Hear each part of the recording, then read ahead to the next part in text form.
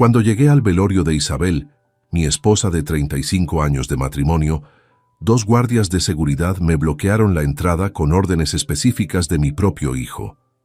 Él no puede entrar. Es una orden familiar. Toda la funeraria presenció cómo me expulsaron a la fuerza mientras yo gritaba su nombre desesperadamente. Esa noche hice una llamada telefónica de 1 hora que cambiaría para siempre la vida de David. Antes de continuar, suscríbete al canal. Activa la campanita porque todos los días tenemos nuevas historias. Deja tu like y cuéntanos en los comentarios desde qué ciudad nos estás viendo. Mi nombre es Joaquín Morales Vega, tengo 67 años y jamás imaginé que el día más doloroso de mi vida se convertiría también en el momento en que descubriría la verdadera naturaleza de mi único hijo. El 23 de septiembre de 2023, Isabel Campos Ruiz, la mujer que había sido mi compañera desde 1988, perdió su batalla contra el cáncer que la consumió durante 8 meses terribles. Durante esos 8 meses de agonía, yo fui quien estuvo a su lado cada segundo. Dormí en sillas de hospital, alimenté sus labios resecos con cucharaditas de agua, sostuve su mano mientras los médicos nos daban noticias cada vez más desalentadoras. David, nuestro hijo de 38 años, apareció apenas 3 veces en todo ese tiempo. Siempre llegaba acompañado de Cristina Jiménez Soto, su esposa, una mujer que desde el primer día me miró como si fuera un estorbo en sus planes de ascensión social. Las excusas de David eran siempre las mismas. Papá, tengo muchas responsabilidades en la empresa. No puedo ver a mamá así. Cristina está muy sensible con estos temas. Pero yo entendía que la verdad era otra.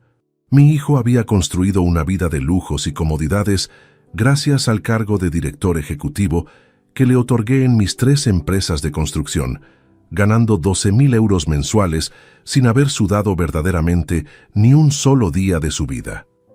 El día que Isabel murió, el 22 de septiembre por la madrugada, David no estaba presente. Yo sostuve su mano fría mientras su respiración se apagaba lentamente, susurrándole al oído todas las cosas hermosas que habíamos vivido juntos. Cuando llamé a mi hijo para darle la noticia, su primera pregunta no fue sobre cómo había sido el final de su madre, sino sobre los arreglos funerarios y quién se haría cargo de los gastos. Esa respuesta me heló la sangre, pero decidí mantener la compostura. Al día siguiente, mientras yo me ocupaba de todos los trámites legales y los preparativos del velorio, David desapareció nuevamente.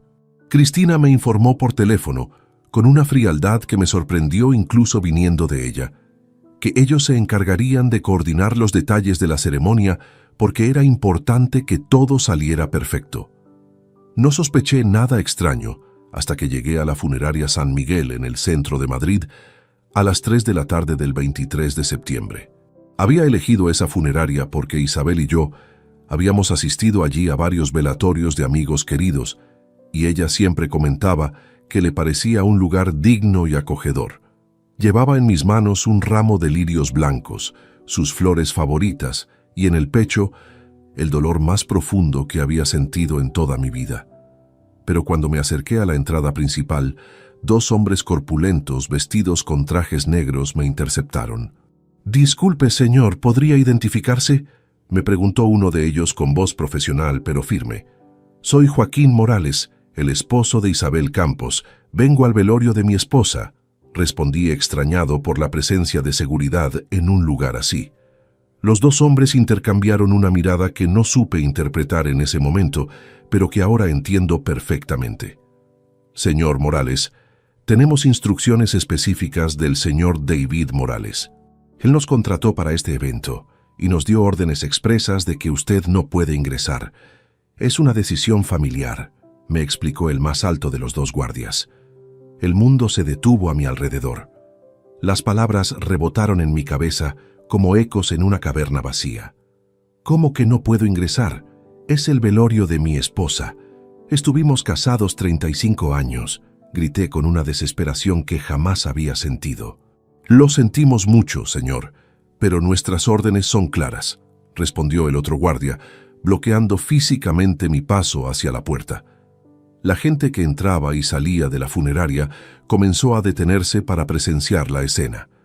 Reconocí a algunos vecinos, amigos de décadas, compañeros de trabajo, todos observando cómo el viudo era impedido de despedirse de su propia esposa. La humillación era tan intensa que sentí como mis piernas temblaban y mi respiración se entrecortaba. «¡Isabel! ¡Isabel!». Comencé a gritar su nombre hacia el interior del edificio, esperando que de alguna manera mi voz llegara hasta donde estaba su cuerpo. Los guardias me tomaron por los brazos con firmeza profesional, pero implacable. «Señor, por favor, no haga esto más difícil», me dijeron mientras me alejaban de la entrada. Fue entonces cuando vi a David aparecer en el umbral de la puerta. Mi hijo, mi sangre, el niño que había criado, educado y mantenido durante toda su vida, me observaba desde la distancia con una expresión que jamás olvidaré, fría, calculada, sin un ápice de remordimiento. A su lado estaba Cristina, con una sonrisa apenas perceptible que me confirmó que esta humillación había sido planificada meticulosamente. «David, por favor, déjame entrar. Solo quiero despedirme de tu madre», le supliqué con la poca dignidad que me quedaba. Pero él simplemente asintió a los guardias, dándoles a entender que mantuvieran su posición. Sin decir una sola palabra, desapareció nuevamente en el interior de la funeraria, dejándome expuesto ante la mirada de todos los presentes. Los guardias me escoltaron hasta la acera, donde permanecí durante las siguientes 4 horas, viendo cómo amigos, familiares y conocidos entraban a presentar sus respetos a Isabel, mientras yo, su esposo, permanecía excluido como un extraño. Algunos se acercaron a saludarme con evidente incomodidad, sin entender qué estaba sucediendo, pero yo estaba demasiado conmocionado para dar explicaciones coherentes. Cuando finalmente el velorio terminó y vi salir el féretro hacia el cementerio, supe que había sido testigo no solo de la muerte de mi esposa, sino también del nacimiento de una determinación férrea en mi interior. Esa noche, mientras David probablemente celebraba haber ejecutado su plan de humillación, yo tomé el teléfono y marqué un número que cambiaría nuestras vidas para siempre. La conversación duró exactamente 1 hora y 3 minutos. Al colgar, David Morales Campos ya no tenía futuro.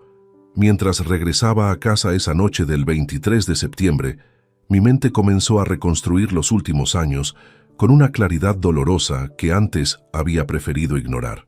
La humillación en la funeraria no había sido un arrebato impulsivo de David. Había sido la culminación de un desprecio que venía gestándose durante décadas, alimentado por la ambición desmedida de Cristina y la comodidad viciosa de mi propio hijo.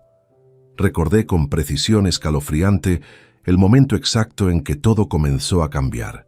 Fue en diciembre de 2016, cuando David cumplió 31 años. Ese día le anuncié que lo nombraría director ejecutivo de Construcciones Morales, la empresa principal de nuestro grupo familiar que yo había fundado en 1985, cuando él apenas tenía 1 año de edad. También le comuniqué que sería beneficiario directo de mi participación en Inmobiliaria Madrid Norte y Proyectos Urbanos Castilla, las otras 2 compañías que había construido ladrillo a ladrillo, contrato tras contrato. Isabel lloró de emoción esa noche.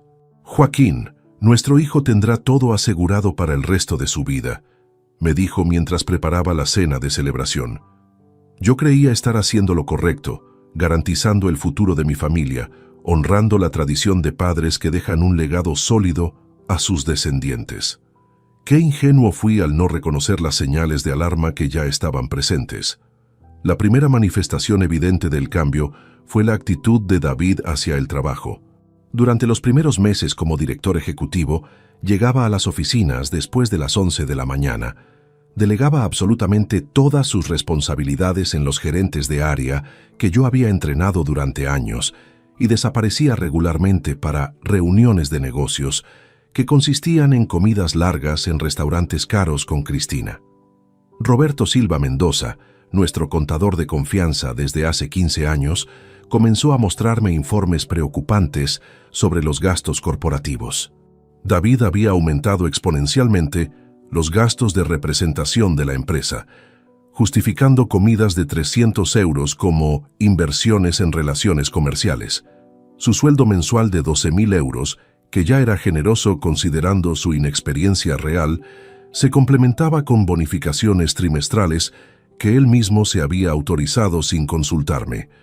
Pero lo que realmente me inquietaba era la transformación de su personalidad. El joven tímido y respetuoso que había sido hasta los 30 años se convirtió gradualmente en alguien arrogante, demandante y profundamente irrespetuoso hacia Isabel y hacia mí. Las cenas familiares de los domingos, que habían sido sagradas en nuestra familia durante décadas, se volvieron esporádicas y tensas.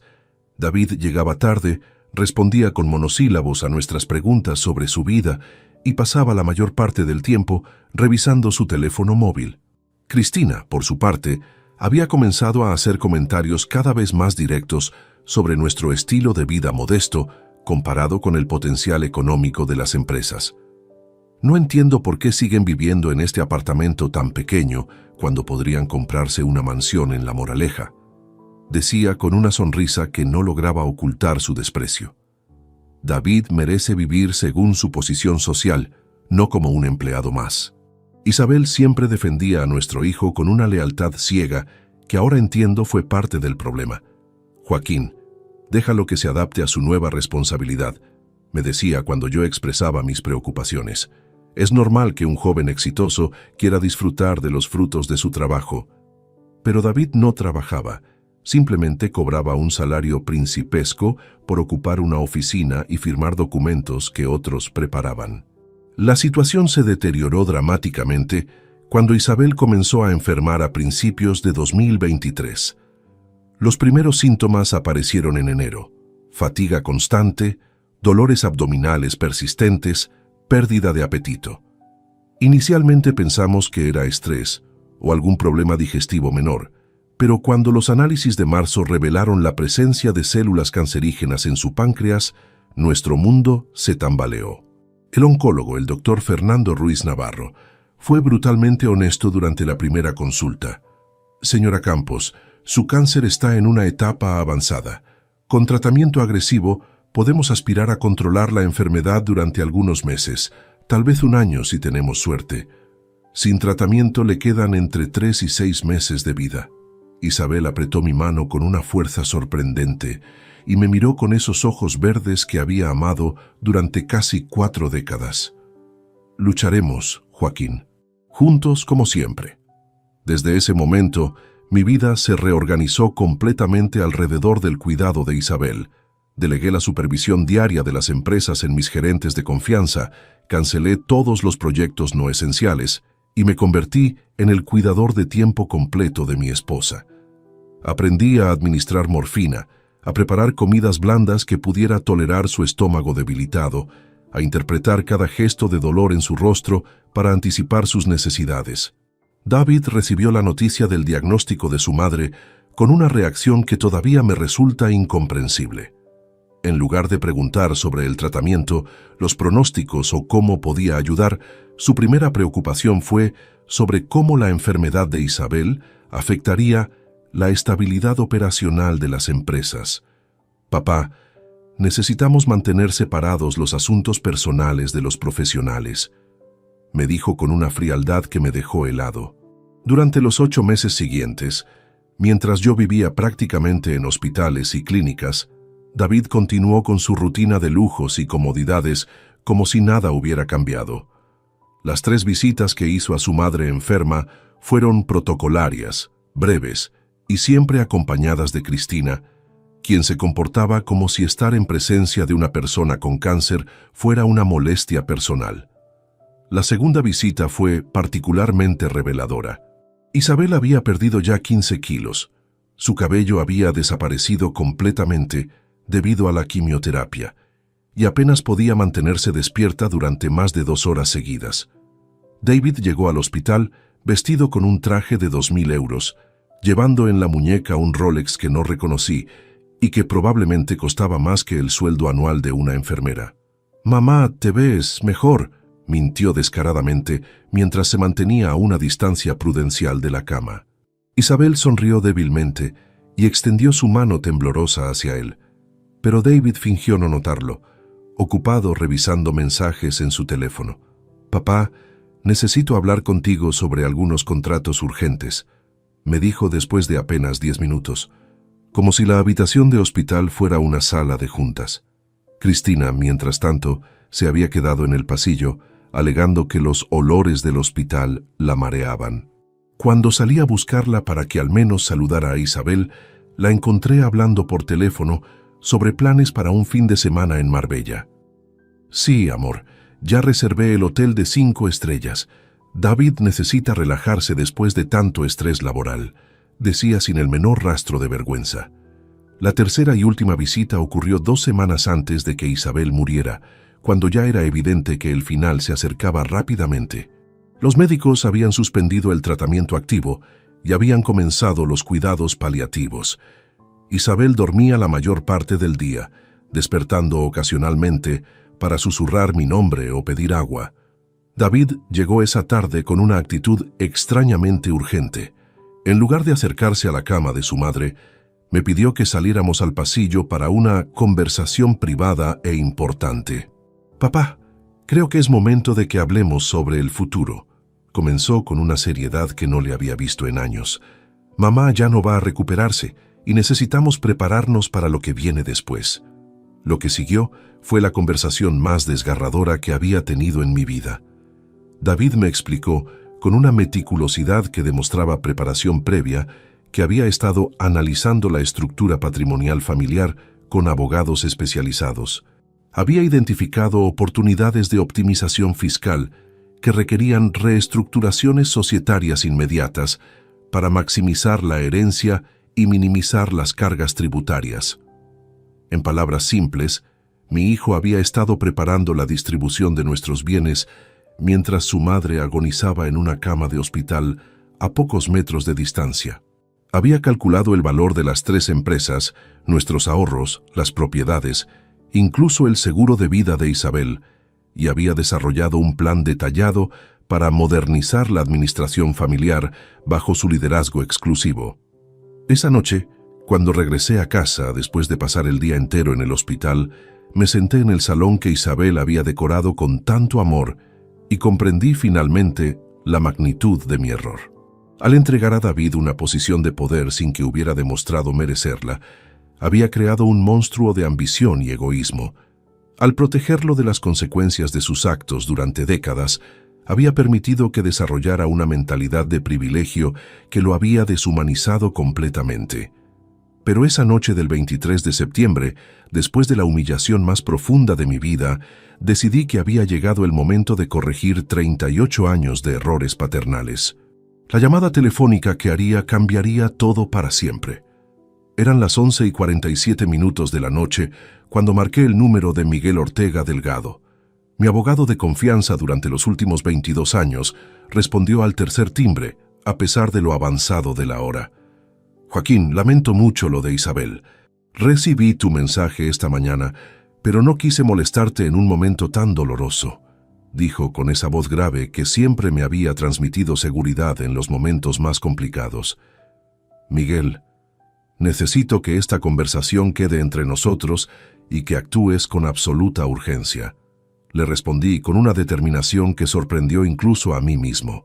«Lo que voy a pedirte cambiará completamente la situación familiar, y una vez que demos el primer paso, no habrá posibilidad de retroceder. Escucho atentamente, Joaquín. Sabes que puedes contar con mi discreción absoluta», me confirmó mientras yo respiraba profundamente para organizar mis ideas. Lo que estaba a punto de hacer requería precisión quirúrgica en cada detalle legal, timing perfecto en la ejecución y sobre todo la frialdad emocional que nunca creí poseer hasta esa noche.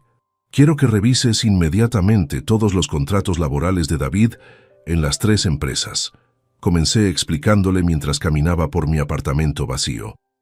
«Específicamente, necesito que ubiques la cláusula de conducta profesional que incluimos en su contrato de director ejecutivo cuando lo nombramos en diciembre de 2016.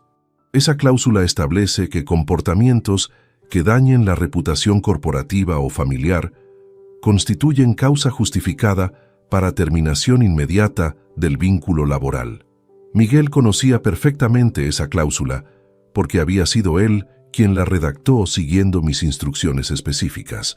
Joaquín, esa cláusula es absolutamente válida y ejecutable, me confirmó después de varios minutos revisando los documentos digitalmente.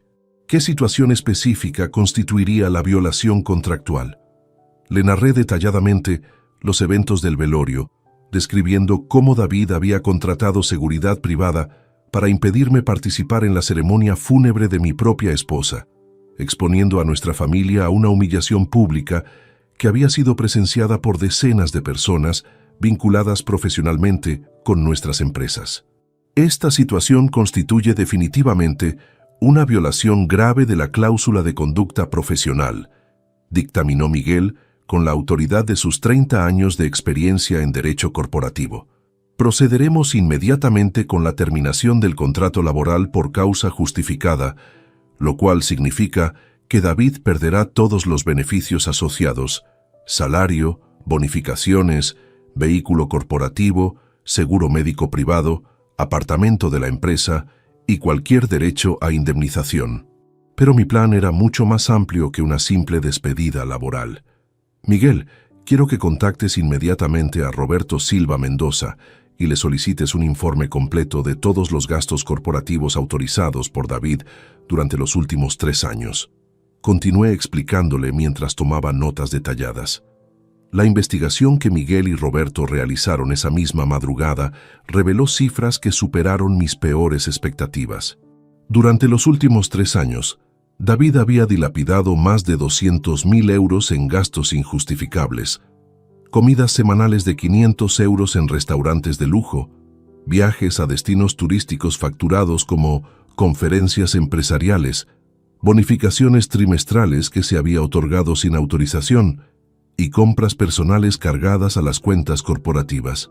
Joaquín, técnicamente podríamos proceder legalmente contra David por malversación de fondos corporativos, me informó Miguel después de revisar exhaustivamente los registros contables.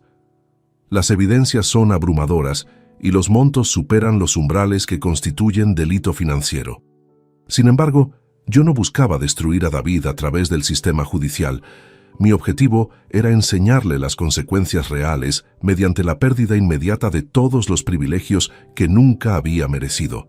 Miguel, necesito que redactes una carta poder revocando todas las autorizaciones bancarias que David tiene en nombre de las empresas. Le instruí mientras revisaba mentalmente cada detalle de la operación. Esa carta debe llegar a los bancos antes de las 9 de la mañana, antes de que él intente realizar cualquier movimiento financiero. Miguel trabajó durante toda la madrugada preparando la documentación legal necesaria. A las 6 de la mañana del 24 de septiembre, había completado todos los trámites. Terminación contractual, cancelación de beneficios, revocación de poderes bancarios y notificación a todas las instituciones financieras relevantes. Pero el golpe más devastador estaba aún por venir. Durante nuestra conversación nocturna, le confesé a Miguel un secreto que había guardado celosamente durante más de una década: la existencia de un fondo de inversión internacional que había creado gradualmente desde 2012, utilizando las utilidades excedentes de las empresas.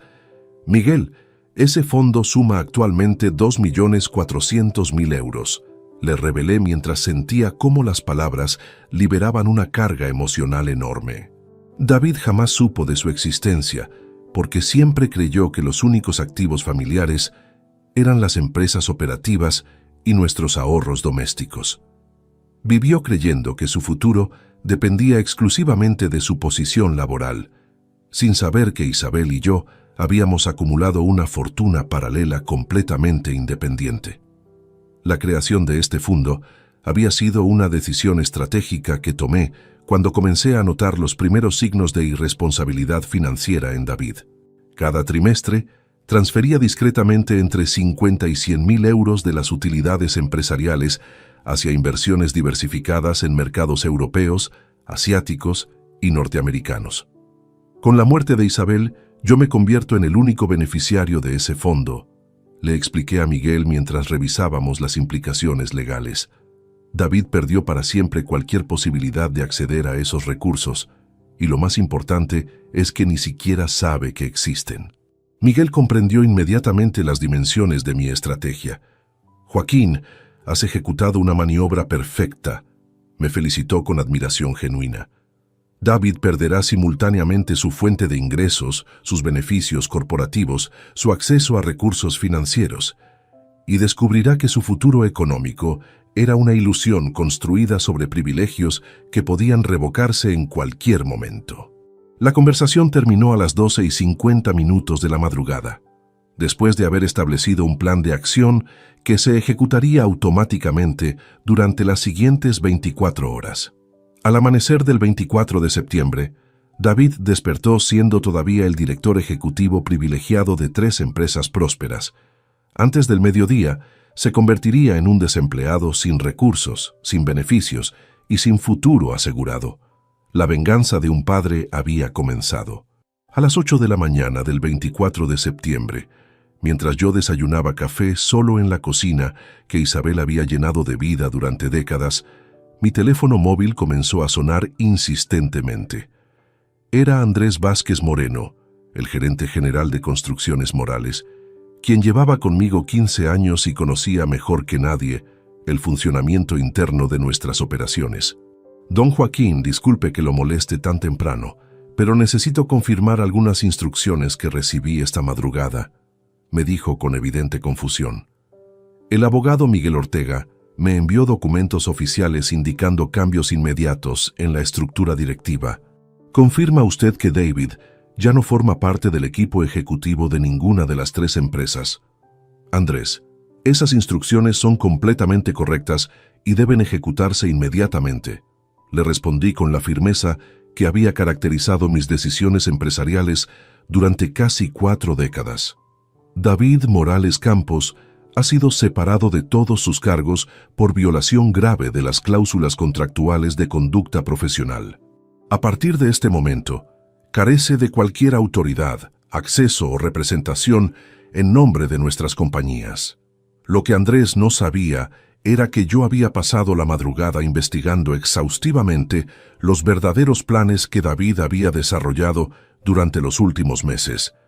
Utilizando mis accesos administrativos a los sistemas corporativos, había descubierto una serie de comunicaciones electrónicas que revelaban la magnitud real de la traición de mi hijo. En su computadora de trabajo, David había mantenido correspondencia secreta con Inmobiliaria Castilla-La Mancha, uno de nuestros competidores más agresivos en el mercado madrileño. Los correos electrónicos, fechados entre abril y agosto de 2023, documentaban negociaciones avanzadas para la venta completa de nuestras 3 empresas por un precio conjunto de 8.200.000 euros. La estrategia de David era diabólicamente simple. Esperaba heredar el control mayoritario de las compañías después de mi muerte y la de Isabel, para inmediatamente proceder con la liquidación total del patrimonio empresarial que yo había construido durante 38 años de trabajo incansable. Pero lo más indignante era descubrir que David había prometido a Cristina un estilo de vida completamente nuevo basado en esos 8 millones de euros. En mensajes privados entre ellos, planeaban comprar una mansión de 2 millones en La Moraleja, adquirir vehículos de lujo, invertir en un apartamento vacacional en Marbella y mantener un fondo de inversión personal que les garantizara rentas mensuales superiores a 20.000 euros sin trabajar jamás. El viejo se morirá pronto y entonces podremos vivir como realmente merecemos, había escrito David a su esposa en un mensaje de julio que me provocó náuseas al leerlo. Ya hablé con los compradores y están dispuestos a cerrar el trato en cuanto tengamos control legal completo. Cristina había respondido con entusiasmo desbordante. Ya era hora, cariño. Llevamos años esperando que tus padres entiendan que tienen la obligación de dejarnos una herencia digna de nuestro nivel social. 8 millones nos permitirán finalmente vivir como la gente exitosa que somos. Pero David había cometido un error fatal en sus cálculos. Todas sus proyecciones económicas se basaban en la suposición de que conocía completamente el patrimonio familiar, cuando en realidad Ignoraba la existencia del Fondo de Inversión Internacional que Isabel y yo habíamos acumulado meticulosamente durante más de una década. Ese fondo, administrado discretamente por la firma suiza Helvetic Asset Management, contenía actualmente 2.400.000 euros distribuidos en bonos gubernamentales europeos, acciones de empresas tecnológicas estadounidenses y participaciones en fondos inmobiliarios asiáticos. A las 10 de la mañana, Roberto Silva Mendoza me llamó para confirmar que había ejecutado todas las instrucciones financieras. Don Joaquín, he cancelado todas las tarjetas corporativas asociadas a David. He removido sus autorizaciones en las 6 cuentas bancarias empresariales y he notificado a los bancos que cualquier transacción que él intente realizar debe ser rechazada inmediatamente. Roberto, ¿qué saldo tenía David disponible en sus cuentas personales la última vez que revisaste sus movimientos? Le pregunté mientras comenzaba a comprender las dimensiones completas de la crisis financiera que mi hijo enfrentaría.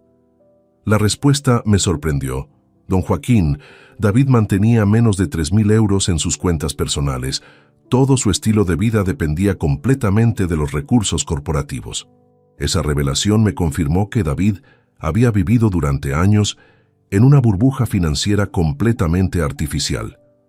Su aparente prosperidad económica era en realidad una ilusión sostenida por privilegios corporativos que yo había autorizado ingenuamente. Roberto, prepara inmediatamente la documentación para cancelar el contrato de arrendamiento del apartamento de Chamberí que la empresa pagaba para David. Le instruí mientras visualizaba cada componente de la transformación que mi hijo experimentaría. También cancela su seguro médico privado, su membresía en el club deportivo y cualquier otro beneficio que estuviera recibiendo. A las 11:30 de la mañana, Andrés Vázquez me llamó nuevamente, esta vez con evidente nerviosismo. Don Joaquín, David acaba de llegar a las oficinas y está exigiendo explicaciones sobre por qué su tarjeta de acceso no funciona en la entrada principal. Andrés, procede exactamente según las instrucciones que te di esta mañana. Le respondí con tranquilidad absoluta. David debe ser tratado con respeto profesional, pero con firmeza inquebrantable. Ya no es empleado de ninguna de nuestras empresas y debe abandonar las instalaciones inmediatamente después de recoger sus pertenencias personales. Lo que siguió fue una llamada telefónica que había estado esperando durante horas. A las 12:15 del mediodía, David me contactó con una desesperación que jamás había escuchado en su voz. «Papá, ¿qué está pasando? Me han echado de mi oficina, mis tarjetas no funcionan y Andrés me dice que he sido despedido. Esto tiene que ser un malentendido terrible». «David, no hay ningún malentendido», le respondí con la misma frialdad que él había demostrado cuando ordenó mi expulsión del velorio de Isabel. «Tu comportamiento de ayer en la funeraria constituye una violación grave de las cláusulas de conducta profesional de tu contrato. Has sido separado definitivamente de todos tus cargos por causa justificada, lo cual significa que no tienes derecho a indemnización ni a ningún beneficio adicional». El silencio que siguió duró varios segundos interminables. Cuando David finalmente habló, su voz había cambiado completamente. «Papá, podemos hablar de esto. Fue un momento de mucha tensión emocional, pero podemos solucionarlo como familia». «David, la familia terminó ayer cuando decidiste tratarme como a un extraño en el funeral de tu propia madre», le respondí antes de colgar definitivamente. La guerra había comenzado oficialmente, y David acababa de descubrir que había subestimado completamente a su oponente. Durante los días siguientes al despido de David, decidí implementar la fase más estratégica de mi plan: convertir su humillación pública en mi velorio en una herramienta para destruir completamente su reputación profesional en todo el sector de la construcción madrileña. Lo que mi hijo no comprendía era que durante 40 años de carrera empresarial, yo había cultivado una red de contactos que abarcaba desde pequeños contratistas hasta los directivos de las corporaciones más influyentes de España. El lunes 27 de septiembre, 3 días después del funeral, comencé una serie de llamadas telefónicas cuidadosamente planificadas. Mi primera conversación fue con Eduardo Santamaría Herrera, presidente de la Asociación Madrileña de Empresas Constructoras, una organización que agrupa a más del 80% de las compañías del sector en la Comunidad de Madrid. Eduardo, necesito compartir contigo una situación muy delicada que afecta directamente a la reputación de nuestro sector. Le expliqué después de los saludos protocolarios y sus condolencias por la muerte de Isabel. Durante el funeral de mi esposa, mi propio hijo contrató seguridad privada para impedirme participar en la ceremonia, creando un escándalo público que fue presenciado por docenas de profesionales de nuestro ámbito laboral. Eduardo conocía perfectamente la importancia de mantener la imagen de respetabilidad en una industria donde la confianza personal y los vínculos familiares sólidos eran fundamentales para conseguir contratos importantes. Joaquín, eso es completamente inaceptable, me respondió con genuina indignación. Un hombre que es capaz de humillar a su propio padre en el momento más doloroso de su vida carece absolutamente de los valores éticos necesarios para representar a nuestro sector profesional. Eduardo, David ha estado buscando oportunidades laborales en otras empresas constructoras después de que decidí separarlo definitivamente de nuestras compañías. Continué explicándole mientras tomaba notas detalladas de su reacción. Considero mi responsabilidad moral informar a nuestros colegas sobre el tipo de persona con quien estarían tratando si decidieran contratarlo. La conversación duró más de 40 minutos, durante los cuales Eduardo me aseguró que comunicaría discretamente la situación a todos los miembros de la asociación. Joaquín, puedes estar tranquilo de que ninguna empresa seria del sector considerará emplear a David después de conocer estos detalles. Me garantizó con la autoridad de quien llevaba 12 años presidiendo la organización gremial más importante de Madrid. Mi segunda llamada estratégica fue para Carmen Delgado Ruiz, directora general de Desarrollos Inmobiliarios del Mediterráneo, la empresa que había mostrado mayor interés en adquirir nuestras compañías según las comunicaciones secretas que había interceptado en el ordenador de David. Esta conversación requería un enfoque completamente diferente, porque necesitaba neutralizar los planes de venta sin revelar que conocía las negociaciones clandestinas. Carmen, he estado reflexionando sobre el futuro de mis empresas después de la muerte de Isabel. Le comenté con aparente casualidad durante una conversación que sí creía rutinaria de condolencias profesionales. Inicialmente, había considerado la posibilidad de vender las compañías para retirarme definitivamente, pero los eventos recientes me han hecho reconsiderar completamente esa opción. La sorpresa en su voz fue evidente, aunque intentó disimularla profesionalmente. Joaquín, entiendo perfectamente que este sea un momento muy difícil para tomar decisiones empresariales importantes, me respondió mientras yo sonreía satisfecho por haber confirmado sus expectativas previas sobre una posible transacción. Carmen, he decidido que la mejor manera de honrar la memoria de Isabel es continuar desarrollando las empresas que construimos juntos durante tantos años, le expliqué con la determinación de quien había encontrado un propósito renovado. Voy a modernizar completamente nuestras operaciones, expandir hacia nuevos mercados y asegurarme de que nuestro legado perdure durante las próximas décadas. Esa conversación eliminó definitivamente cualquier posibilidad de que David pudiera ejecutar sus planes de venta, incluso si hubiera logrado heredar control sobre las empresas. Los compradores potenciales ya sabían que yo no tenía intención de retirarme ni de transferir la propiedad de las compañías en el futuro previsible. Pero mi golpe más devastador estaba reservado para Cristina. A través de contactos en el sector bancario, había descubierto que ella había solicitado un préstamo personal de 150.000 euros el mes anterior, utilizando como garantía las expectativas hereditarias de David, y presentando documentación que inflaba artificialmente el valor estimado de nuestra herencia familiar. El miércoles 29 de septiembre, contacté directamente con Blanca Navarro Sánchez, la directora de la sucursal del Banco Santander, donde Cristina había tramitado esa solicitud crediticia. Blanca, necesito informarte sobre una situación que puede implicar fraude documental en una operación reciente. Le comuniqué después de identificarme como el propietario real de los activos que Cristina había usado como respaldo financiero. Señor Morales, revisaré inmediatamente el expediente que menciona.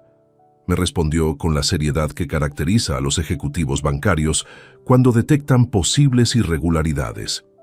Durante los siguientes 20 minutos, le expliqué detalladamente cómo Cristina había presentado valoraciones falsificadas de nuestro patrimonio empresarial y había omitido información crucial sobre la situación legal real de David dentro de las compañías. Señor Morales, procederemos inmediatamente a congelar esa línea crediticia y a iniciar una investigación interna sobre la veracidad de la documentación presentada, me confirmó Blanca, después de revisar digitalmente todos los documentos del expediente. Si confirmamos irregularidades en la información suministrada, la señora Jiménez enfrentará consecuencias legales graves y quedará marcada permanentemente en nuestros sistemas de riesgo crediticio. Esa misma tarde, Cristina recibió una llamada del banco informándole que su préstamo había sido cancelado inmediatamente y que debía presentarse en las oficinas centrales para aclarar las discrepancias detectadas en su solicitud. El pánico que experimentó fue tal que contactó desesperadamente a David, quien ya no tenía recursos ni influencia para ayudarla a resolver el problema. El jueves 30 de septiembre, exactamente una semana después del funeral, recibí una llamada de Fernando Jiménez Morales, el padre de Cristina, quien trabajaba como supervisor en una fábrica textil de las afueras de Madrid. Señor Morales, le pido disculpas por molestarle en un momento tan doloroso, pero necesito hablar con usted sobre la situación de mi hija y David, me dijo con evidente incomodidad. Fernando era un hombre trabajador y honesto que nunca había aprobado completamente el estilo de vida ostentoso que su hija había adoptado después de casarse con David. Señor Morales, Cristina me ha contado que David perdió su trabajo y que están teniendo dificultades financieras graves. Me explicó con la humildad de quien comprende las jerarquías sociales. Mi esposa y yo queremos ofrecerles que se muden temporalmente a nuestra casa en Vallecas hasta que puedan estabilizar su situación. La ironía de la situación era perfecta. Cristina, que había despreciado durante años el nivel social modesto de mis padres y el mío, ahora se veía obligada a mudarse con sus propios padres a un barrio obrero, en un apartamento de 60 metros cuadrados que compartirían con 4 personas.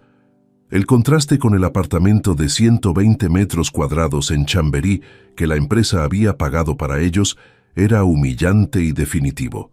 Fernando, lamento sinceramente que su familia esté atravesando esta situación difícil, le respondí con genuina cortesía hacia un hombre que no tenía culpa alguna de los errores de su hija. Espero que David encuentre pronto un empleo que le permita mantener adecuadamente a su esposa y reconstruir su vida profesional, pero ambos sabíamos que esa posibilidad era prácticamente inexistente. Durante esa misma semana, David había visitado 11 empresas constructoras importantes de Madrid, y en todas había recibido respuestas evasivas o rechazos directos. La red de contactos que yo había activado funcionaba con la eficiencia de una máquina perfectamente sincronizada.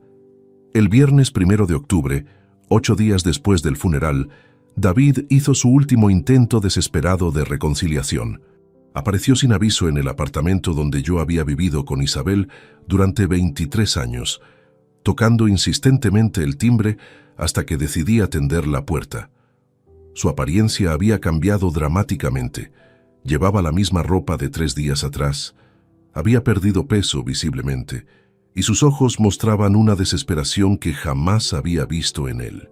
«Papá, por favor, necesitamos hablar», me suplicó con una humildad que contrastaba brutalmente con la arrogancia que había demostrado durante años. «Sé que cometí un error terrible en el funeral, pero somos familia. Tiene que haber una manera de solucionar esto».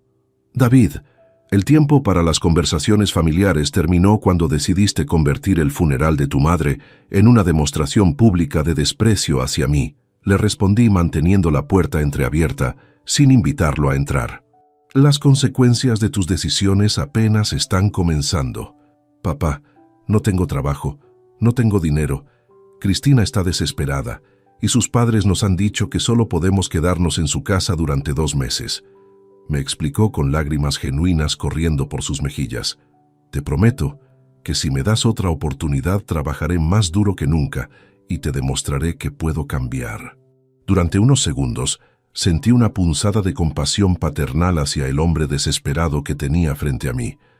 Pero luego recordé la frialdad con la que había planeado vender las empresas que Isabel y yo habíamos construido, la crueldad con la que me había tratado durante los meses de enfermedad de su madre y la humillación deliberada que había orquestado en su funeral. David, algunas decisiones tienen consecuencias irreversibles, le dije antes de cerrar la puerta definitivamente. Es hora de que aprendas a vivir sin los privilegios que nunca mereciste. Esa noche, mientras cenaba solo en la cocina donde Isabel había preparado miles de comidas familiares, supe que había cruzado un punto de no retorno. Mi hijo tendría que reconstruir su vida completamente desde cero, sin mi ayuda, sin mis contactos y sin acceso al patrimonio que había dado por garantizado durante toda su existencia. La lección apenas estaba comenzando.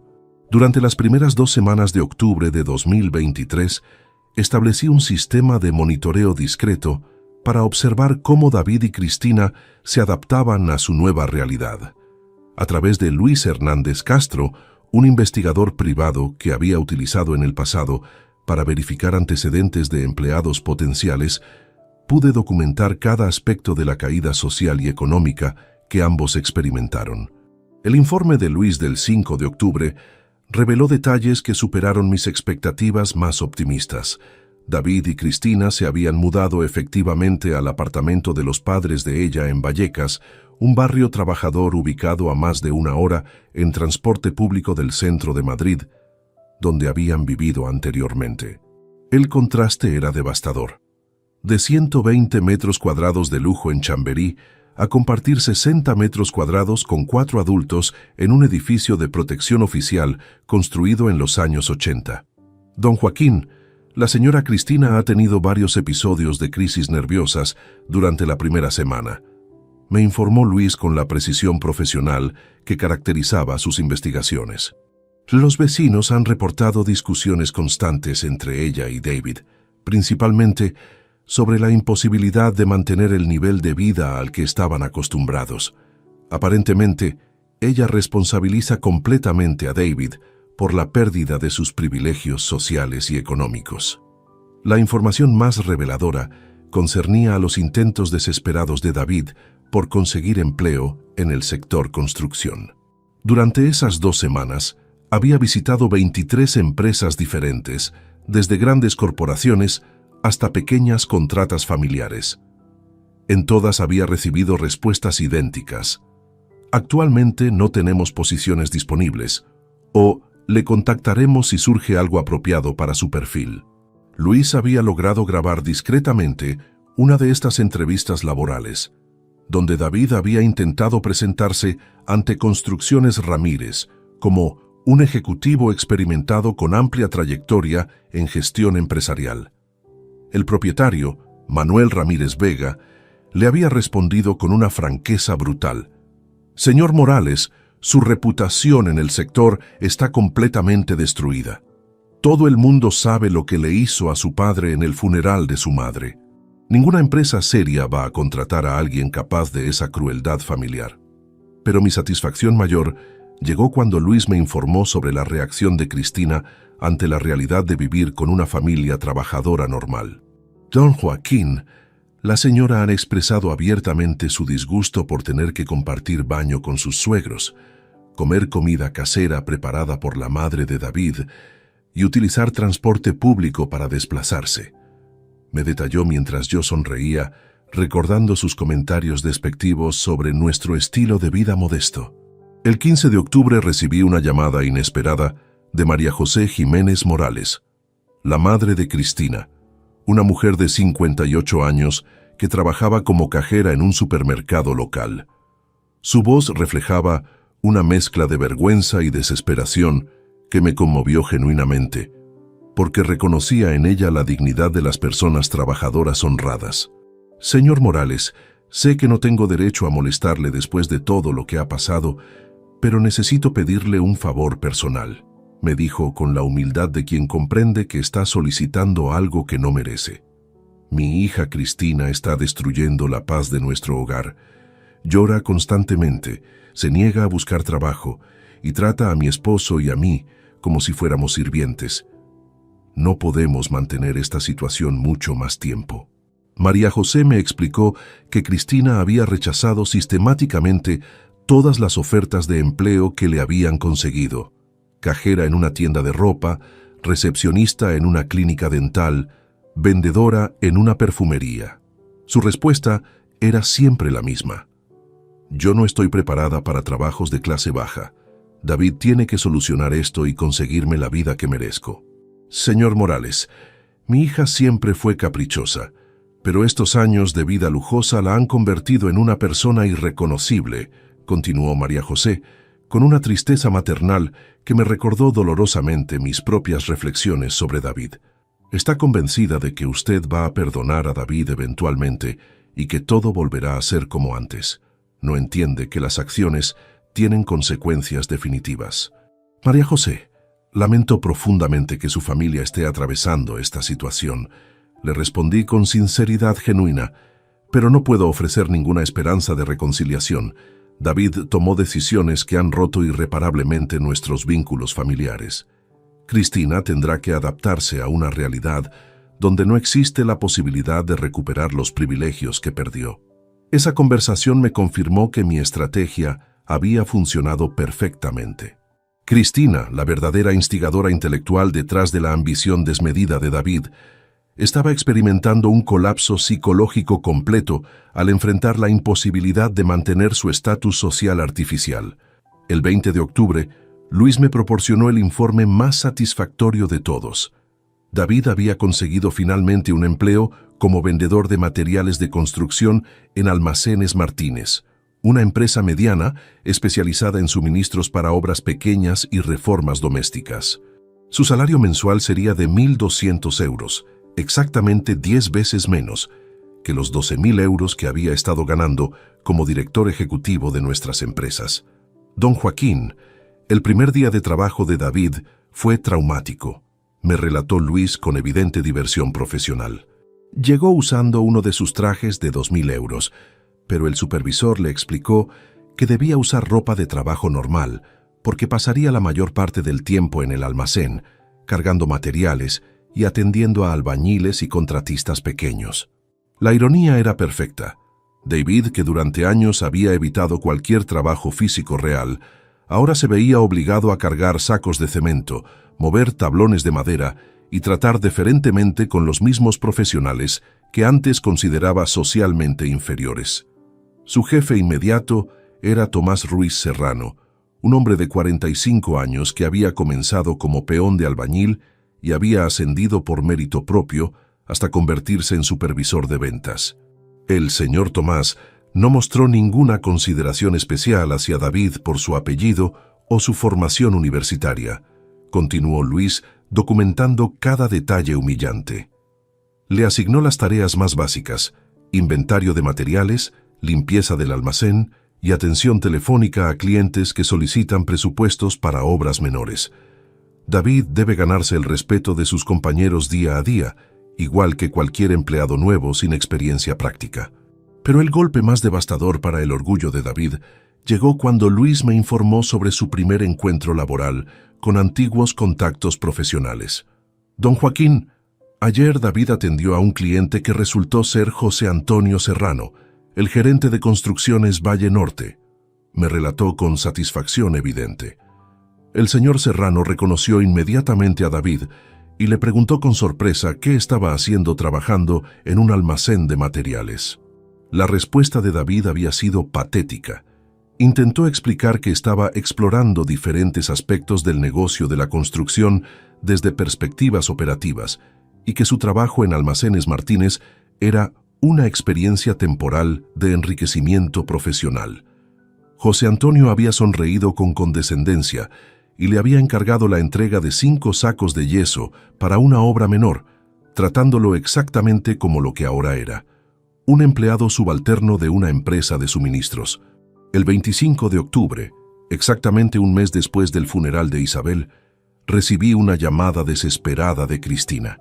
Era la primera vez que intentaba contactarme directamente desde el día de la humillación en la funeraria, y su voz mostraba un quiebre emocional que indicaba que había llegado al límite de su resistencia psicológica.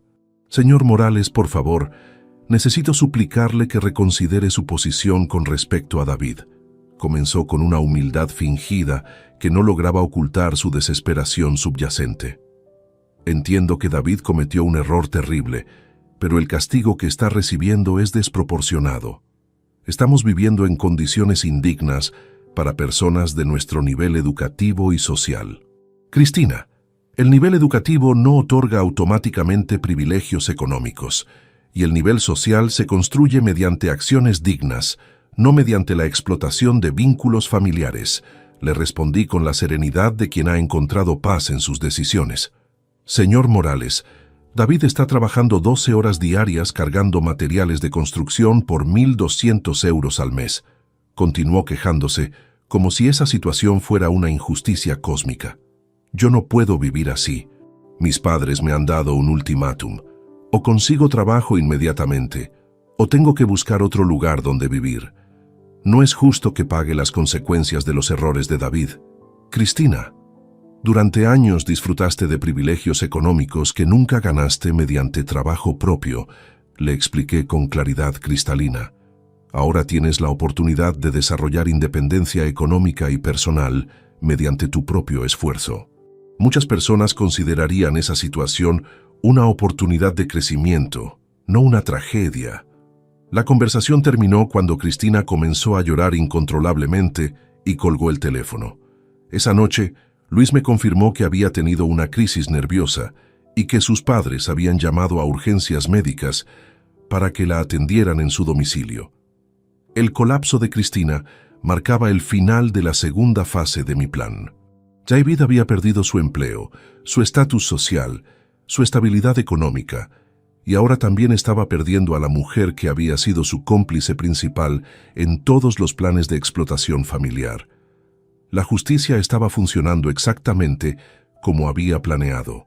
El 30 de octubre de 2023, mientras David completaba su primera semana completa como vendedor en Almacenes Martínez, yo inicié discretamente la fase final de mi estrategia: la liquidación definitiva del imperio empresarial que había construido durante 4 décadas. Esta decisión no surgió del rencor, sino de una comprensión profunda de que había llegado el momento de transformar completamente el legado que dejaría en el mundo. Durante las noches solitarias en el apartamento que había compartido con Isabel, había reflexionado exhaustivamente sobre el verdadero significado de nuestras vidas. Las empresas que construimos juntos habían sido nuestro orgullo, pero también habían creado el monstruo de privilegios que convirtió a David en la persona cruel y ambiciosa que demostró ser en el funeral de su madre. Mi primera llamada fue para Alejandro Vidal Ruiz, director general de Grupo Inmobiliario Castilla, una corporación que llevaba 3 años manifestando interés en adquirir empresas consolidadas del sector construcción madrileño. A diferencia de las negociaciones secretas que David había mantenido con compradores oportunistas, mi propuesta estaba fundamentada en principios completamente diferentes. «Alejandro, estoy considerando seriamente la posibilidad de transferir mis 3 empresas, pero bajo condiciones muy específicas que garanticen la estabilidad laboral de todos nuestros empleados», le expliqué durante una reunión en su oficina de la Torre Picasso. «No busco maximizar el precio de venta, sino encontrar compradores comprometidos con mantener nuestra cultura empresarial y nuestros estándares de calidad». Alejandro había conocido mi reputación durante décadas y comprendió inmediatamente que esta oportunidad era excepcional. «Joaquín, Grupo Castilla está completamente comprometido con preservar los equipos humanos de las empresas que adquirimos», me aseguró con la seriedad de un ejecutivo que valoraba genuinamente la estabilidad laboral. «Nuestro interés principal es incorporar profesionales experimentados y proyectos consolidados, no reestructurar organizaciones exitosas». Las negociaciones avanzaron con una fluidez que contrastaba dramáticamente con las maniobras clandestinas que David había intentado realizar. En lugar de los 8.200.000 euros que mi hijo había negociado secretamente con compradores especulativos, Alejandro me ofreció 9.500.000 euros con garantías contractuales explícitas de mantener empleados, sucursales y proyectos vigentes durante un mínimo de 5 años. Pero mi decisión más transformadora concernía al destino de esos recursos. Durante las conversaciones con Miguel Ortega sobre la estructuración legal de la operación, le revelé un plan que había estado desarrollando desde la muerte de Isabel: la creación de la Fundación Benéfica Isabel Campos, una organización dedicada exclusivamente a proporcionar vivienda digna para familias trabajadoras de bajos recursos. Miguel, quiero que los 9.500.000 de la venta, más los 2.400.000 del fondo de inversión suizo, se conviertan en el capital fundacional de esta organización, le expliqué mientras revisábamos los estatutos preliminares que él había preparado siguiendo mis instrucciones.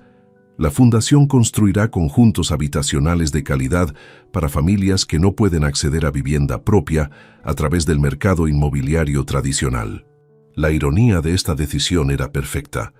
El dinero que David había planeado utilizar para comprarse una mansión en La Moraleja y mantener un estilo de vida parasitario se convertiría en hogares dignos para decenas de familias humildes que valorarían genuinamente la oportunidad de tener una casa propia. El 5 de noviembre, mientras formalizábamos los contratos de venta con Grupo Castilla, Luis Hernández me proporcionó una actualización devastadora sobre la situación de David y Cristina. Don Joaquín, la señora Cristina abandonó definitivamente el domicilio de sus padres hace 3 días. Me informó con la precisión que caracterizaba sus reportes. Aparentemente, había conseguido un trabajo como dependienta en una tienda de cosméticos del centro comercial Plaza Norte, pero renunció después de 2 días, alegando que el trabajo era humillante para alguien de su formación. La huida de Cristina había sido particularmente dramática. Según Luis, había vaciado completamente la cuenta de ahorros que compartía con David, llevándose los últimos 1.800 euros que les quedaban de sus recursos personales. También se había llevado las pocas joyas de valor que conservaban y había desaparecido sin dejar información sobre su paradero. David llegó del trabajo el miércoles por la noche y encontró una nota donde Cristina le comunicaba que no estaba dispuesta a vivir como una pobre el resto de su vida. Continuó Luis relatando los detalles del abandono. Aparentemente le escribió que había cometido el error de casarse con alguien que resultó ser un fracasado y que merecía una vida mejor que la que él podía ofrecerle. La reacción de David ante el abandono de su esposa había sido un colapso emocional completo. Según el testimonio de María José, la madre de Cristina, David había pasado 3 noches consecutivas llorando en el sofá del salón, repitiendo obsesivamente que todo esto era culpa mía y que había destruido su vida por orgullo estúpido. Don Joaquín, David ha intentado contactar a Cristina a través de todos sus conocidos comunes, pero ella ha bloqueado completamente cualquier comunicación, me detalló Luis mientras yo reflexionaba sobre las dimensiones psicológicas del castigo que mi hijo estaba experimentando. Los padres de Cristina le han comunicado que pueden permitirle quedarse en su casa hasta final de año, pero que después tendrá que buscar alojamiento independiente. El 15 de noviembre, exactamente 2 meses después del funeral de Isabel, firmé definitivamente los contratos de transferencia de las 3 empresas a Grupo Castilla. La ceremonia se realizó en el despacho de Miguel Ortega, con la presencia de Alejandro Vidal y los representantes legales de ambas partes. Cuando estampé mi firma en el último documento, supe que había cerrado para siempre un capítulo de mi vida que había durado 4 décadas. Joaquín, ha sido un honor trabajar con usted durante todos estos años, me dijo Alejandro, mientras nos dábamos la mano para sellar definitivamente la operación. Espero que la Fundación Isabel Campos se convierta en un modelo de responsabilidad social empresarial en Madrid. Esa misma tarde, convoqué una reunión con todos los empleados de las 3 empresas para comunicarles personalmente los cambios. Andrés Vázquez, Roberto Silva, y los otros gerentes que habían trabajado lealmente conmigo durante años se mostraron inicialmente preocupados por sus futuros laborales, pero se tranquilizaron completamente cuando les expliqué las garantías contractuales que había negociado. Compañeros, esta transición garantiza la estabilidad de todos sus empleos y la continuidad de nuestros proyectos. Les expliqué en el salón de reuniones de Construcciones Morales, donde habíamos celebrado tantas juntas exitosas. Grupo Castilla ha demostrado durante décadas su compromiso con mantener los equipos humanos de las empresas que adquieren. Ustedes continuarán desarrollando el excelente trabajo que siempre han realizado. La pregunta inevitable llegó de parte de Carlos Mendoza, nuestro ingeniero jefe. Don Joaquín, ¿qué pasará con David? ¿Formará parte del equipo directivo bajo la nueva administración? El silencio incómodo que siguió me permitió responder con una claridad que eliminó cualquier especulación futura. David ya no forma parte de nuestro grupo empresarial ni formará parte de las operaciones futuras bajo ninguna circunstancia, declaré con la firmeza de una decisión definitiva. Su separación de nuestras compañías fue permanente e irreversible. Esa noche, mientras cenaba solo en el restaurante donde Isabel y yo habíamos celebrado nuestros aniversarios de boda durante más de 2 décadas, reflexioné sobre la magnitud de la transformación que había logrado ejecutar en menos de 2 meses. David había perdido su empleo ejecutivo, su estatus social, su estabilidad económica, su esposa, y ahora también cualquier posibilidad futura de recuperar vínculos con el imperio empresarial que había dado por garantizado. Pero lo más importante era que había perdido para siempre el acceso al patrimonio real de la familia. Los casi 12 millones de euros que ahora formarían el capital de la Fundación Isabel Campos se convertirían en viviendas dignas para familias trabajadoras, no en lujos para parásitos sociales. El 20 de noviembre recibí la llamada que había estado esperando durante semanas. David, con una voz quebrada por la desesperación, me contactó desde una cabina telefónica porque ya no podía pagar las facturas de su teléfono móvil. «Papá, Cristina me abandonó, voy a perder el lugar donde vivo y no tengo dinero suficiente para alquilar ni siquiera una habitación», me suplicó con la humildad de quien finalmente comprende la gravedad de su situación. «He perdido todo por un momento de orgullo estúpido. Por favor, dame una última oportunidad de demostrar que he aprendido la lección». David, las lecciones más importantes de la vida se aprenden viviendo las consecuencias completas de nuestras decisiones. Le respondí con la serenidad de quien ha encontrado paz en la justicia. Tu aprendizaje apenas está comenzando. Cuando colgué el teléfono, supe que mi hijo tendría que reconstruir su existencia completa desde la base, sin privilegios, sin ayuda externa y sin la red de seguridad familiar que había dado por garantizada durante 38 años. La verdadera educación de David Morales Campos había comenzado finalmente. El 25 de noviembre de 2023, 2 meses después del funeral de Isabel, me presenté en las oficinas del Ayuntamiento de Madrid para formalizar la constitución oficial de la Fundación Benéfica Isabel Campos. La ceremonia fue presidida por la concejala de Asuntos Sociales, Carmen Beltrán Herrera, quien se mostró impresionada por la magnitud del capital fundacional que estaba aportando. Señor Morales, es extraordinario encontrar empresarios dispuestos a destinar la totalidad de su patrimonio a proyectos de beneficio social, me comentó mientras revisaba los documentos constitutivos que Miguel Ortega había preparado meticulosamente. La fundación que está creando tendrá impacto directo en la vida de cientos de familias madrileñas durante las próximas décadas. El capital inicial de 11.900.000 euros convertía automáticamente a la Fundación Isabel Campos en una de las organizaciones benéficas más poderosas de la Comunidad de Madrid. Mi satisfacción principal no provenía del reconocimiento institucional, sino de la certeza de que Isabel habría aprobado completamente esta decisión de transformar nuestro legado empresarial en esperanza concreta para personas trabajadoras necesitadas. La primera reunión del Consejo Directivo se celebró el 30 de noviembre, en un despacho que alquilé específicamente para las operaciones administrativas. Integré al Consejo a 3 personas cuya integridad moral garantizaría que los recursos se utilizaran eficientemente. El padre Antonio Serrano Vázquez, párroco que llevaba 20 años trabajando con familias necesitadas. La arquitecta Elena Ruiz Delgado, especialista en vivienda social. Y el economista Francisco Navarro Jiménez, experto en gestión de organizaciones benéficas. Joaquín, el primer proyecto que propongo es la construcción de 50 viviendas de protección oficial en terrenos de Vallecas Sur, sugirió Elena después de revisar los estudios de necesidades habitacionales. El coste estimado sería de 3.500.000 euros, ofreciendo apartamentos de 60 metros cuadrados a familias con ingresos inferiores a 2.000 euros mensuales. La ironía geográfica era perfecta. Construiríamos viviendas dignas en el mismo distrito donde David ahora vivía precariamente en casa de sus ex-suegros, demostrando que el dinero que él había planeado derrochar en lujos personales se transformaría en hogares reales para familias trabajadoras del mismo barrio donde experimentaba la humildad de la dependencia económica. Mientras desarrollábamos estos planes, Luis Hernández me proporcionó informes devastadores sobre la degradación de David.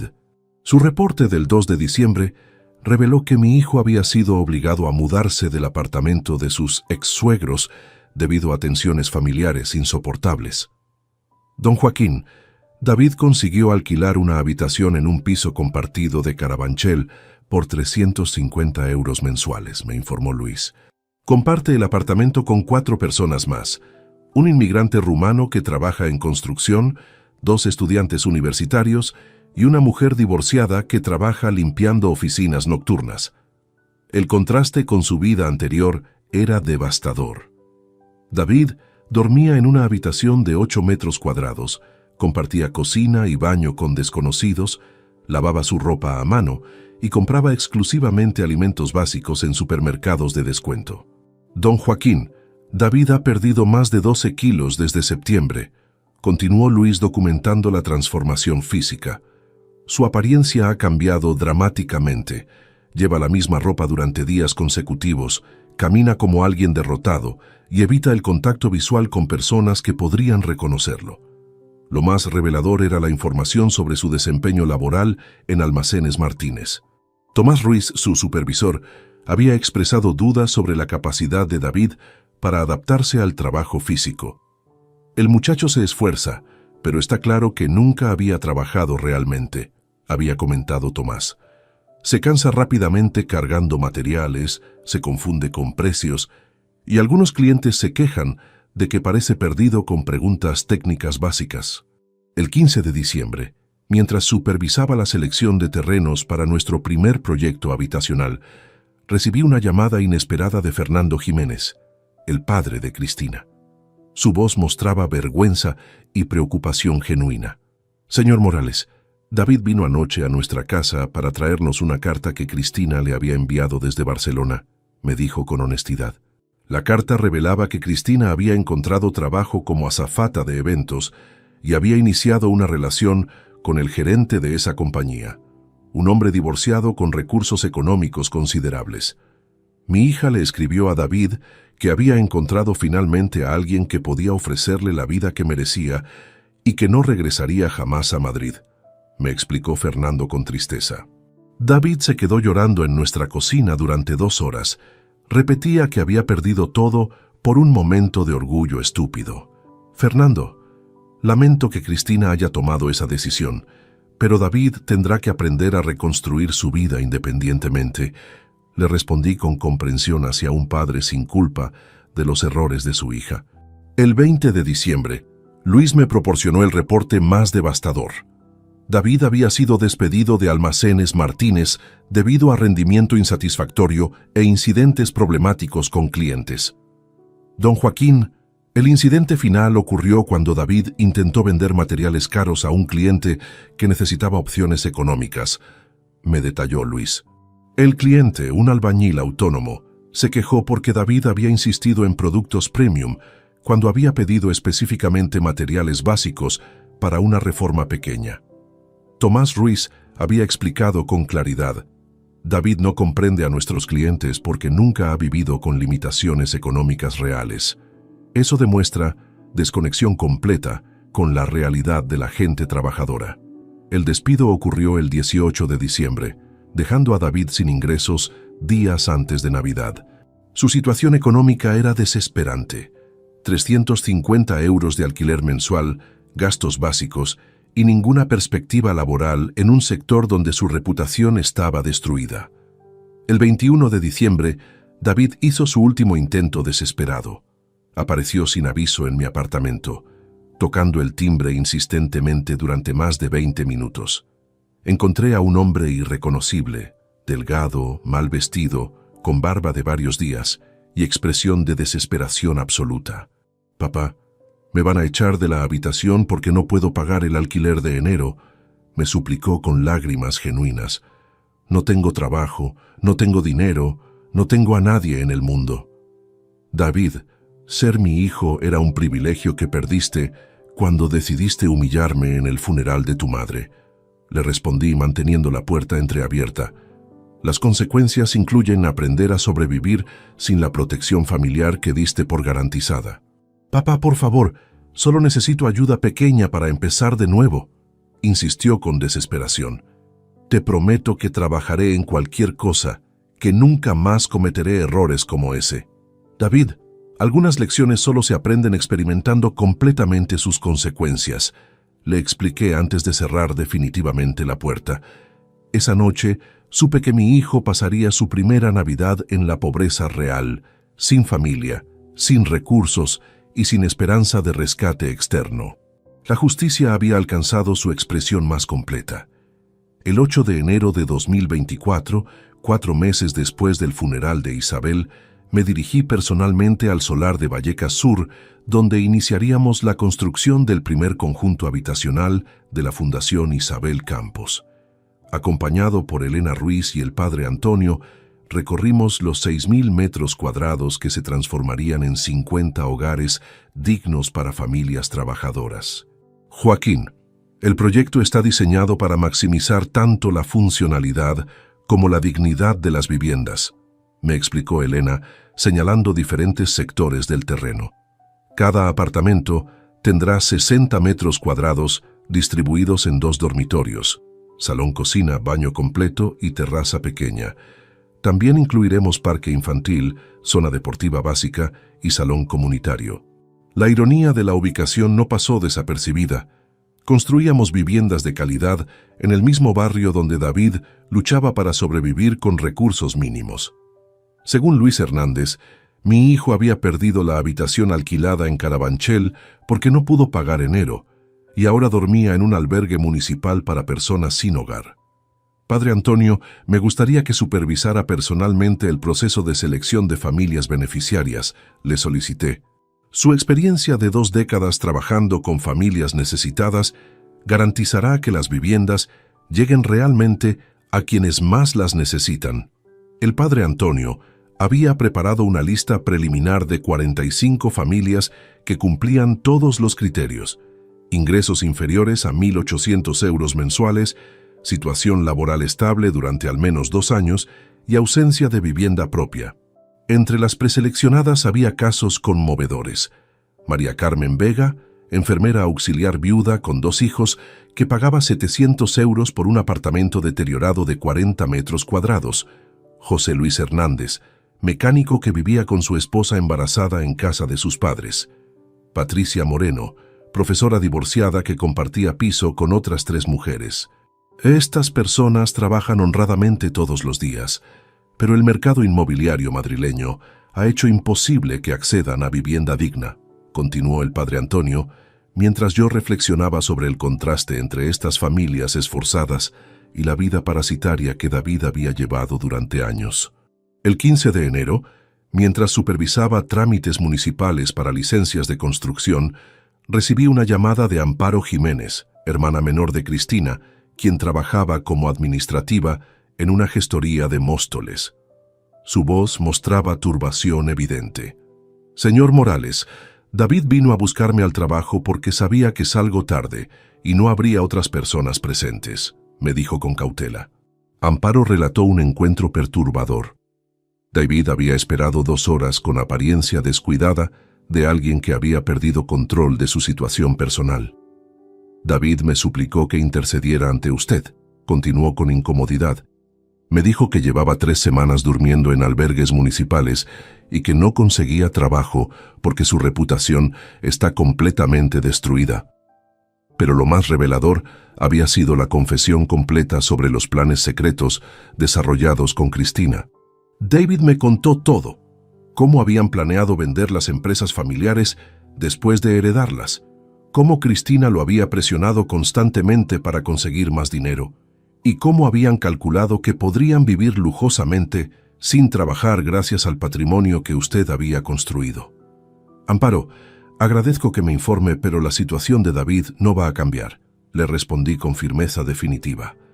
Las confesiones tardías no eliminan las consecuencias de años de traición planificada. David también me dijo algo que me impactó mucho, continuó Amparo con voz temblorosa.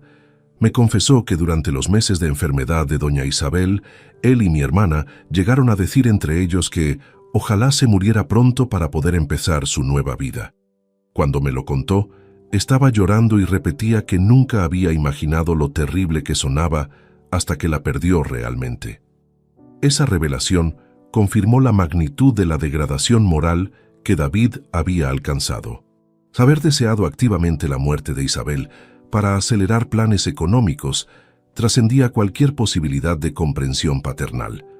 El 20 de enero, Luis me proporcionó una actualización devastadora. David ha sido expulsado del albergue municipal por una pelea con otro residente.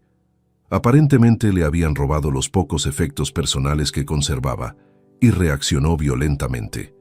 La transformación de ejecutivo privilegiado a indigente agresivo se había completado en 4 meses.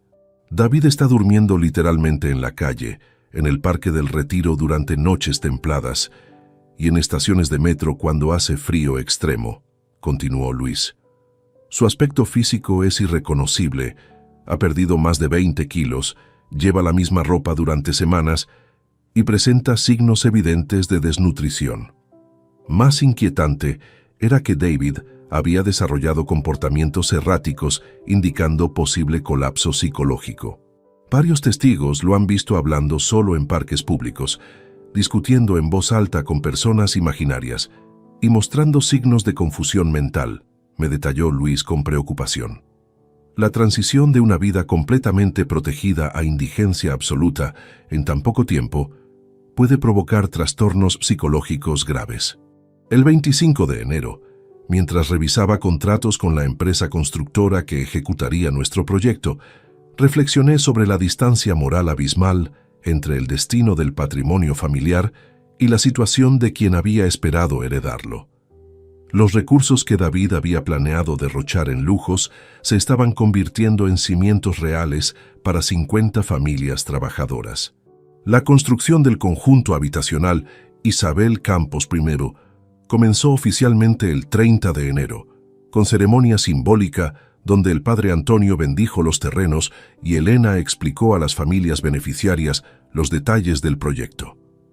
Entre los asistentes reconocí rostros que reflejaban esperanza genuina, padres trabajadores que finalmente tendrían hogar propio, mujeres solteras que lograrían independencia habitacional después de años de precariedad.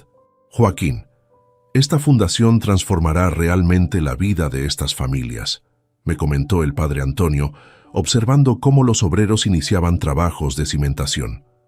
El contraste con las intenciones originales de David demuestra cómo el mismo dinero puede construir esperanza o alimentar egoísmo, dependiendo de los valores de quien lo administra. Esa tarde, regresando a mi apartamento, pasé cerca del Parque del Retiro y vi una figura harapienta durmiendo en un banco público. Durante unos segundos pensé que podría ser David, pero decidí no acercarme a verificarlo. Algunas lecciones requieren experimentarse completamente sin interrupciones externas. Mi hijo había elegido su camino el día que decidió humillarme en el funeral de Isabel. Las consecuencias continuarían enseñándole sobre dignidad, trabajo y respeto familiar hasta que comprendiera realmente su significado. Pero esa comprensión Si llegaba alguna vez, ya no me concernía. Mi energía estaba dedicada completamente a construir el legado que Isabel habría aprobado. Hogares dignos para personas que valoraran genuinamente la oportunidad de tener una familia y un futuro estable. El 15 de marzo de 2024, 6 meses después del funeral de Isabel, recibí una llamada del doctor Manuel Ruiz Castillo, director del Hospital Clínico San Carlos, sobre una situación médica que requería mi atención como familiar más próximo. Señor Morales, su hijo David fue ingresado ayer en urgencias en estado crítico. Me informó con seriedad profesional. Presenta desnutrición severa, hipotermia y signos evidentes de deterioro psicológico asociado a privación prolongada. Necesitamos hablar sobre las decisiones médicas que debemos tomar. Durante el trayecto al hospital, reflexioné sobre la ironía. Mientras yo construía viviendas dignas para familias trabajadoras, mi propio hijo había llegado al extremo de requerir atención médica de emergencia por indigencia absoluta. El doctor Ruiz me recibió con expedientes médicos que documentaban meticulosamente el estado físico de David. Su hijo ha perdido 32 kilos desde septiembre pasado, me explicó, revisando radiografías y análisis clínicos. Su peso actual es de 58 kilos, lo cual constituye desnutrición severa. También presenta síntomas de depresión mayor, episodios de desorientación temporal y comportamientos autodestructivos. Las fotografías médicas mostraban una transformación impactante. David había envejecido décadas en pocos meses, con cabello completamente gris, piel cetrina, extremidades esqueléticas y expresión vacía que sugería colapso psicológico completo. «Doctor, ¿cuál es el pronóstico médico?», le pregunté intentando procesar emocionalmente las imágenes de mi hijo convertido en indigente desnutrido. Con tratamiento adecuado y rehabilitación nutricional supervisada, David puede recuperarse físicamente en 3 a 6 meses, me respondió con cautela. Sin embargo, su estado psicológico requiere intervención psiquiátrica especializada. Ha desarrollado síndrome de desadaptación social aguda, incapacidad para funcionar en sociedad después de experimentar pérdida traumática de estatus y recursos. La realidad médica confirmaba que mi estrategia había funcionado más allá de mis expectativas. David no solo había perdido privilegios económicos y sociales, sino que había experimentado destrucción psicológica tan completa que requería reconstrucción profesional de su personalidad básica. Doctor, como familiar responsable, autorizo todos los tratamientos médicos necesarios para estabilizar su condición física. Le comuniqué después de considerar cuidadosamente mis opciones. Sin embargo, una vez médicamente estable, David deberá continuar su rehabilitación de forma independiente. No asistiré económicamente ni emocionalmente a su recuperación personal. El doctor mostró sorpresa ante mi posición aparentemente inflexible. ¿Está seguro de que no desea involucrarse en el proceso de rehabilitación? Su apoyo familiar podría ser determinante para una recuperación exitosa. Doctor, David llegó a esta situación mediante decisiones conscientes que demostraron desprecio absoluto hacia los vínculos familiares. Le expliqué con serenidad. Su rehabilitación debe ser resultado de su propio esfuerzo, no de recursos externos que no ha ganado mediante comportamiento digno. El 20 de marzo, mientras David permanecía hospitalizado recibiendo alimentación intravenosa y tratamiento psiquiátrico básico, yo presidí la ceremonia de colocación de la primera piedra del conjunto habitacional Isabel Campos I. Las 50 familias beneficiarias asistieron con sus hijos, creando una atmósfera de celebración auténtica que contrastaba dramáticamente con la tragedia personal que se desarrollaba simultáneamente en el hospital.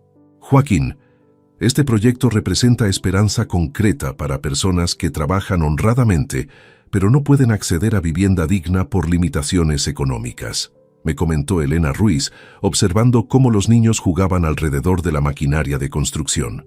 Entre las familias presentes, reconocí historias de superación conmovedoras. Carmen Vega había traído flores silvestres para honrar la memoria de Isabel. José Luis Hernández Había llegado directamente desde su trabajo con el uniforme manchado de grasa, pero con sonrisa que reflejaba gratitud genuina.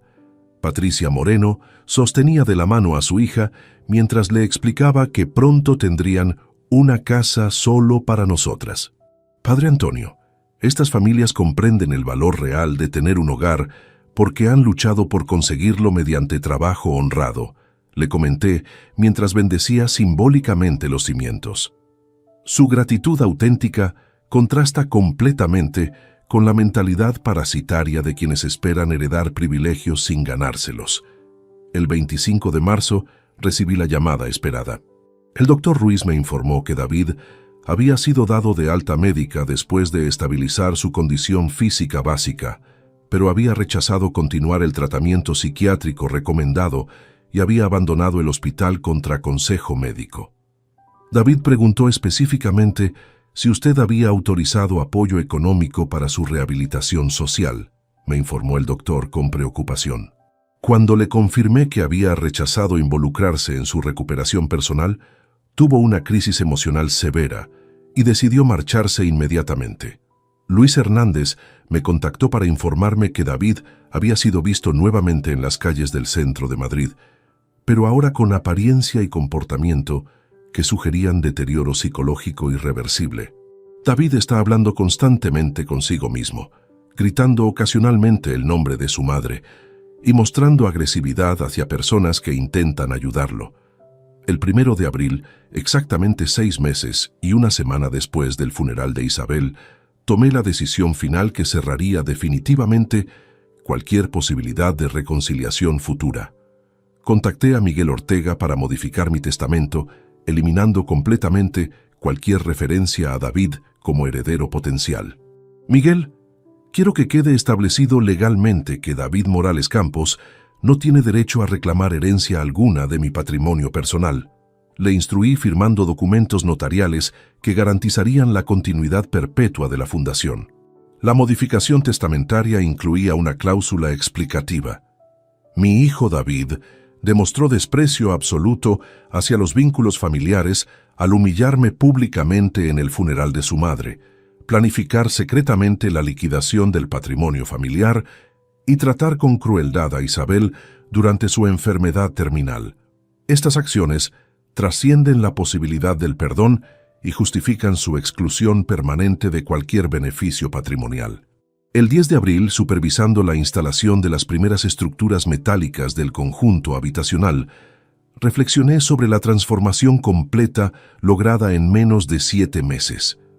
El patrimonio que David había planeado derrochar se estaba convirtiendo en hogares reales para familias trabajadoras, mientras él experimentaba la indigencia absoluta que resulta de traicionar los vínculos familiares más sagrados. David había perdido para siempre la oportunidad de formar parte del legado que Isabel y yo habíamos construido juntos. Su lugar en la historia familiar había sido ocupado por 50 familias trabajadoras que valorarían genuinamente la oportunidad de tener un hogar digno. El 23 de septiembre de 2024, exactamente un año después del funeral de Isabel, me encontré de pie ante las 50 viviendas terminadas del conjunto habitacional Isabel Campos Primo, observando cómo las familias beneficiarias recibían oficialmente las llaves de sus nuevos hogares. La ceremonia de inauguración había reunido a más de 200 personas, los nuevos residentes, sus familiares, representantes municipales y periodistas locales que documentaban este proyecto pionero de vivienda social privada. Señor Morales, en nombre de todas las familias que hoy reciben una nueva oportunidad de vida, queremos expresarle nuestra gratitud infinita, declaró María Carmen Vega, la enfermera viuda que había sido elegida como representante de los beneficiarios. Usted ha transformado nuestros sueños en realidad concreta, demostrando que existe gente dispuesta a compartir su fortuna con quienes realmente la necesitan. Mientras escuchaba las palabras de agradecimiento y observaba cómo los niños corrían alegremente por los jardines comunitarios que rodeaban sus nuevas viviendas, experimenté una sensación de plenitud que había eludido mi existencia durante décadas. Este conjunto habitacional representaba el verdadero legado que Isabel habría deseado, familias trabajadoras construyendo futuros dignos en hogares seguros y acogedores. El padre Antonio se acercó para compartir una reflexión que resumía perfectamente el significado de lo que habíamos logrado. Joaquín, has conseguido algo extraordinario: transformar dolor personal en esperanza colectiva, me dijo mientras observábamos cómo José Luis Hernández, el mecánico, cargaba amorosamente a su bebé recién nacido en el umbral de su nueva vivienda. Isabel estaría profundamente orgullosa de ver cómo su memoria se convirtió en hogares reales para estas familias. Durante la ceremonia, varios periodistas me preguntaron sobre las motivaciones que habían inspirado la creación de la fundación. La verdadera riqueza no consiste en acumular patrimonio, sino en utilizarlo para generar oportunidades genuinas de progreso social. Respondí evitando deliberadamente mencionar las circunstancias familiares que habían precipitado mi decisión. Mi esposa Isabel siempre creyó que quienes han tenido éxito económico tienen la responsabilidad moral de compartir esa fortuna con personas que trabajan honradamente, pero enfrentan limitaciones estructurales. Esa tarde, caminando solo por las calles recién pavimentadas del conjunto habitacional, reflexioné sobre el contraste absoluto entre esta celebración de esperanza familiar y la situación de David, quien, según el último informe de Luis Hernández, continuaba viviendo en condiciones de indigencia extrema en diversos albergues municipales y refugios temporales de Madrid. El reporte más reciente documentaba que David había desarrollado síndrome de vagabundeo crónico, incapacidad psicológica para mantener residencia fija, rechazo sistemático a programas de reinserción laboral y comportamiento errático que dificultaba cualquier intento de rehabilitación social. Mi hijo se había convertido literalmente en un indigente profesional, dependiente completamente de la caridad institucional para sobrevivir día a día. Pero lo más revelador era que David había comenzado a desarrollar una narrativa delirante sobre su situación, culpando sistemáticamente a conspiraciones externas por su caída social, en lugar de reconocer las consecuencias directas de sus propias decisiones. Según testimonios de trabajadores sociales, repetía obsesivamente que fuerzas misteriosas habían destruido su vida profesional y que algún día recuperaría todo lo que le habían robado injustamente. El 5 de octubre, mientras revisaba los planos del segundo proyecto habitacional que iniciaríamos en primavera de 2025, recibí una llamada de la doctora Pilar Hernández Serrano, psiquiatra que había tratado brevemente a David durante su hospitalización en marzo. Señor Morales, contacto con usted porque David ha sido ingresado nuevamente en nuestro servicio, esta vez por un episodio psicótico agudo que requiere medicación antipsicótica intensiva, me informó con preocupación profesional. Su estado mental actual sugiere deterioro irreversible de sus capacidades cognitivas básicas. La doctora me explicó que David había sido encontrado en el Parque del Retiro, gritando incoherencias sobre recuperar su empresa y demostrar su inocencia ante tribunales imaginarios. Los agentes que lo habían asistido reportaron comportamiento completamente desorganizado, vestimenta harapienta, higiene inexistente y discurso fragmentado que alternaba entre súplicas desesperadas y amenazas confusas dirigidas a personas inexistentes. Doctora, autorizo nuevamente todos los tratamientos médicos necesarios para estabilizar su condición, pero mantengo mi posición de no involucrarme personalmente en su proceso de rehabilitación. Le respondí con la serenidad de una decisión definitiva e irreversible. David debe enfrentar las consecuencias completas de sus decisiones mediante recursos institucionales, no mediante apoyo familiar que perdió por comportamiento indigno. El 15 de octubre, Elena Ruiz me presentó los diseños definitivos para nuestro segundo proyecto. Isabel Campo II, un complejo de 60 viviendas unifamiliares que construiríamos en terrenos de Alcorcón para familias con hijos múltiples.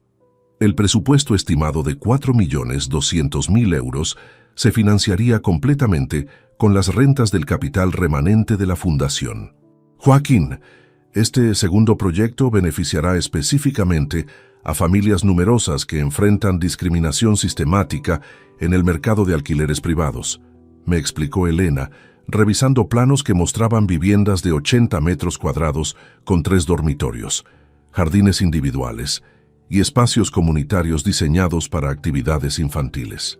Durante esas semanas, experimenté una satisfacción profesional que había eludido mi existencia durante los últimos años de mi carrera empresarial tradicional.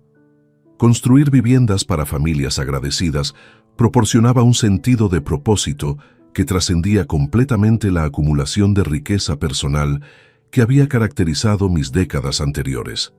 El 5 de noviembre, Luis me proporcionó lo que sería su último informe sobre David. Don Joaquín, debo comunicarle que David ha desaparecido completamente del sistema de asistencia social madrileño. Me informó con una mezcla de preocupación profesional y alivio personal. No ha utilizado servicios de albergues durante más de 3 semanas y no existen registros de su presencia en hospitales, centros de día o programas de reinserción. Luis, considero terminada oficialmente la investigación sobre David, le comuniqué con tranquilidad. Si mi atención está dedicada exclusivamente a los proyectos de la Fundación y al bienestar de las familias que se benefician de nuestros programas habitacionales. El 23 de septiembre de 2025, segundo aniversario del funeral de Isabel, me encontré nuevamente ante las viviendas del conjunto Isabel Campos I, pero esta vez acompañado por los 110 residentes que habían convertido esos edificios en un vecindario próspero y armonioso. Esa noche, cenando en el apartamento donde Isabel y yo habíamos compartido tantos años de felicidad auténtica, comprendí que había logrado algo extraordinario: transformar la traición más dolorosa de mi existencia en el legado más significativo que podría haber construido. Las 110 viviendas representaban hogares reales para familias que merecían genuinamente esas oportunidades. David había desaparecido de mi vida como había aparecido, como una lección sobre la importancia de construir vínculos familiares basados en respeto mutuo, trabajo honrado y valores auténticos. Su ausencia definitiva me había liberado para dedicar mis años restantes a propósitos que Isabel habría aprobado completamente. Mi vida había adquirido finalmente el significado que siempre había buscado. Si te gustó esta historia, dale like al video, suscríbete al canal y comparte tus impresiones en los comentarios.